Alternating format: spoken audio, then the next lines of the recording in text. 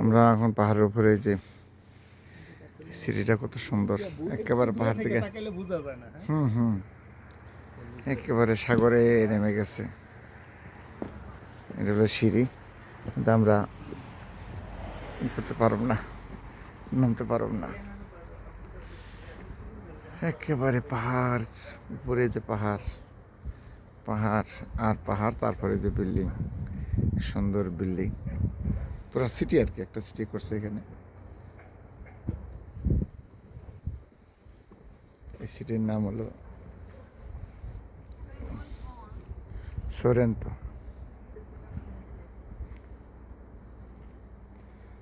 সুন্দর একটা সিটি,